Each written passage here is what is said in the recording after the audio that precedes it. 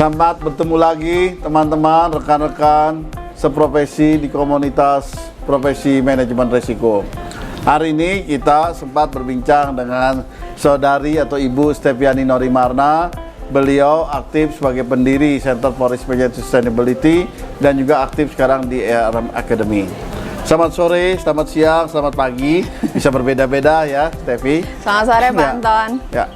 Nah, sekarang ini Stevi. Kalau kita merujuk kepada standar ISO 31000 manajer risiko, ada prinsip-prinsip manajemen risiko, kemudian framework, ada juga proses.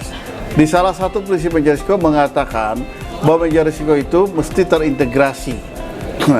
Kaitan dalam hal ini, Stevi mungkin bisa dalam hal ini memberikan pandangan kenapa sih prinsip itu sampai eksplisit disarankan dan bahkan diharuskan dari segi konseptualnya apa itu, dan kemudian memberikan contoh praktisnya. Satu saja, silakan, Stevi. Oke. Jadi kalau pemahaman mengenai kenapa manajemen risiko itu harus terintegrasi, maka manajemen risiko itu harus menjadi bagian yang tidak terpisahkan dari proses bisnis organisasi.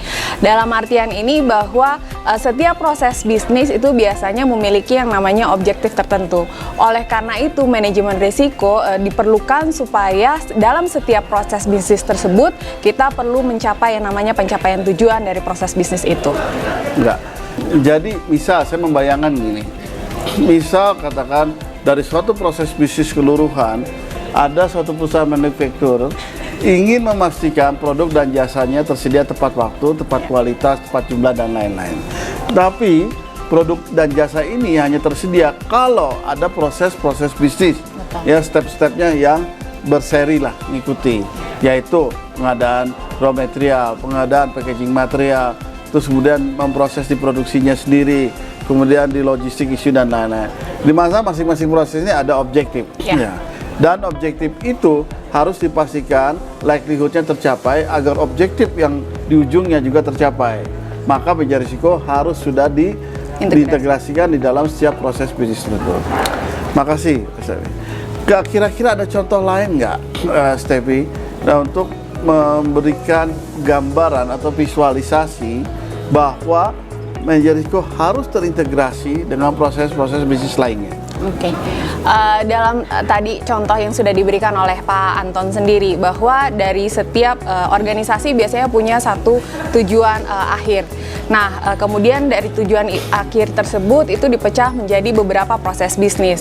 Nah, proses-proses bisnis orang-orang yang kita maksud juga dengan terintegrasi, artinya orang-orang yang masuk di dalam proses atau terkait dengan proses bisnis tersebut itu memiliki tanggung jawab supaya pencapaian dari setiap proses bisnis itu bisa tercapai. Kira-kira begitu, Pak Anton. Oke. Kalau begitu, kalau kita perhatikan, berarti manajemen risiko itu sangat penting diterapkan dalam level proses sampai ke level perencanaan juga, ya.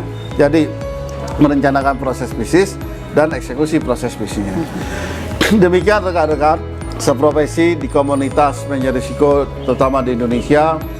Kita beruntung bisa berbincang-bincang dengan Steviani Norimarna dan mudah-mudahan bincang-bincang yang pendek ini bermanfaat buat rekan-rekan semua.